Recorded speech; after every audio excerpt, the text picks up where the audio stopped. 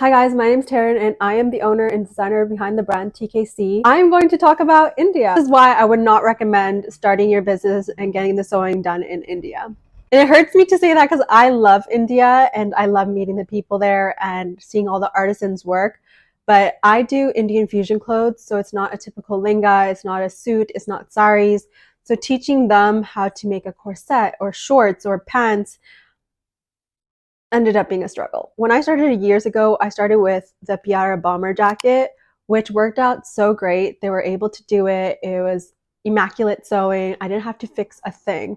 Over the past 8 years, the quality of sewing has gone to shit. Often I would get packages where I would have to go through and hand sew or edit or change the fit of the clothing, which would take months for me. Or I would go pay a tailor here to do it, and honestly, it just didn't make sense cost-wise. So I finally decided to go give India one more shot. I traveled there a month ago, met some new tailors, since I really wanted to work with local sewers in Punjab. But oh my God, was this a challenge. I don't know if you've ever been to like an Indian store and they are like, we can custom make this for you.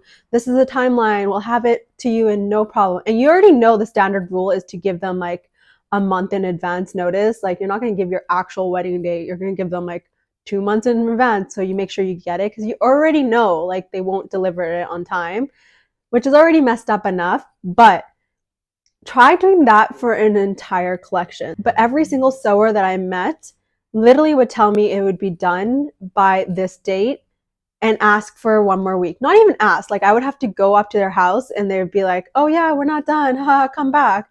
Show up to their house, they're like, yeah, it's not gonna be done till Friday. Friday comes along, they're like, oh, it's not gonna be done till Sunday. And I'm like, I'm freaking leaving. Like, I need the stuff before I go. Not only did I give all these tailors like weeks in advance notice and stuff, and also allowed myself like a week to check everything.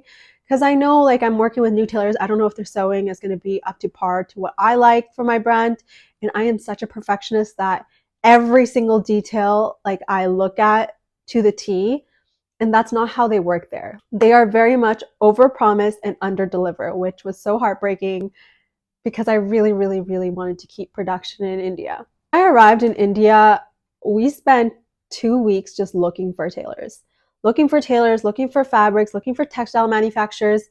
Like it was just go, go, go, trying to find these resources to help my small business. I loved that rush and that feeling of being in a creative space and environment and hustling and going, because that's so much of the fashion industry.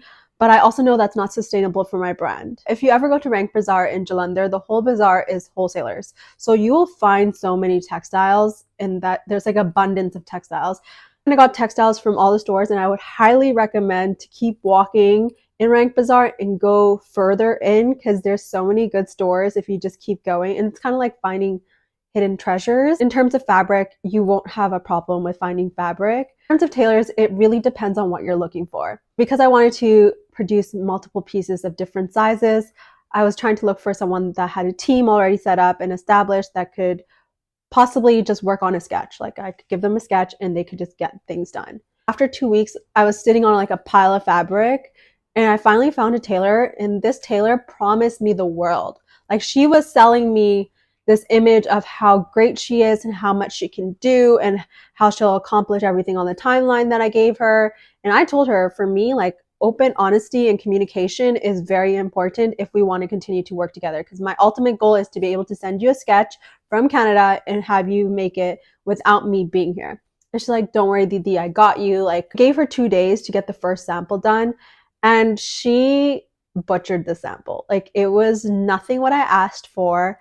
And I almost wanted to cry because I'm like, it took us so long to find her and I had so much hope for her.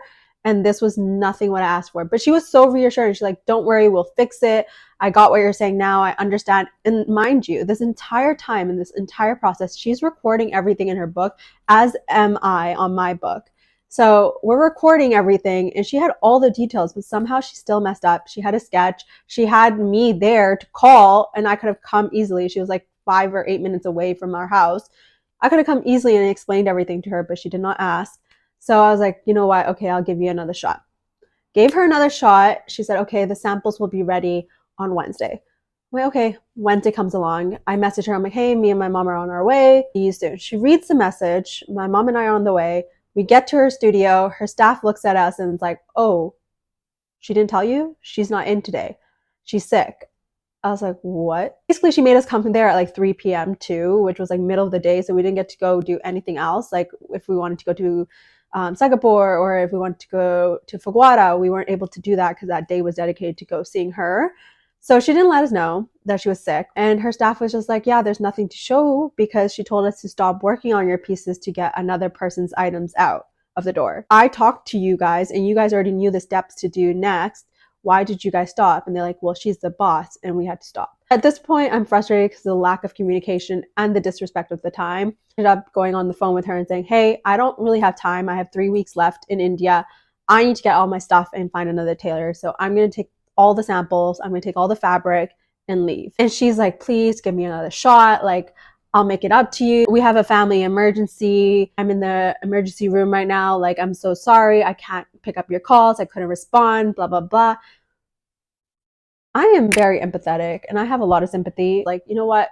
You have one more shot. Give her another shot. And this point, I'm like 1 week away from the day that I have to fly out. And I wanted to give myself 1 week of wiggle room to like see if there's anything that needs to be edited or fixed. Because somehow, even me being there, showing them the sketches, explaining everything, I knew something was going to be messed up. I messaged her on Monday and she's like, I'm out of town. Don't worry. We'll get it done by Wednesday, your due date. At this point, I haven't looked at any other samples, any other pieces. I'm just trusting her to get it done and fix it. I'm also texting her and being like, can you send me images of the process? I would like to see how things are going. And she's like, don't worry. I got it. I understand your vision. I have notes. Like, don't worry. And I have written out all the notes, all the edits and everything that needs to be done on like each of these pictures.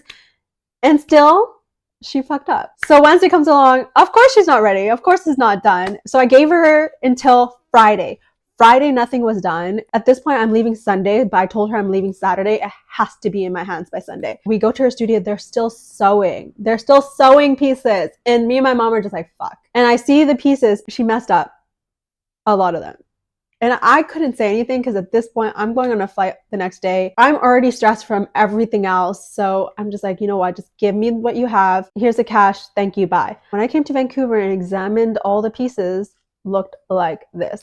Half-ass finished. Everything needs to be hand sewn. Beads are falling off. There's so much work that I had to do and still have to do for this new collection. And it's been a month since I got back from India. A rack back there is things that are done, but honestly, there is so much more that I have to do that it's not worth it. It's not worth it. In short, I would not recommend working with tailors in Punjab for your brand. I have heard tailors in Surat, Mumbai, Delhi are a lot better. If I were to continue production in India, I would go visit those places. But I don't know what the next steps are for this brand and I don't know where I want to push it. I really want to see how this collection does. I love this collection and I'm so excited to share it with you guys. I'm not saying all of Punjab has bad tailors because that's not true, but the common thread of these tailors are over-promising and under-delivering. So I would highly recommend if you do go and source to get things done in India and Punjab, you give them a timeline that isn't accurate. Like say if you're leaving on Sunday, you tell them you need everything by Thursday and you're leaving on Thursday. So unfortunately, we did not have the time to source and look for a good team. So if you are thinking about production in Punjab, I would highly recommend going for like more than a month, like 2 months, 3 months. You probably will find a great team. If you guys have any questions about tailoring in India, let me know. Or if you guys have any recommendations or anything you want to share, I would love to know. Okay, that was a long rant and hopefully you found this educational, but for now, bye.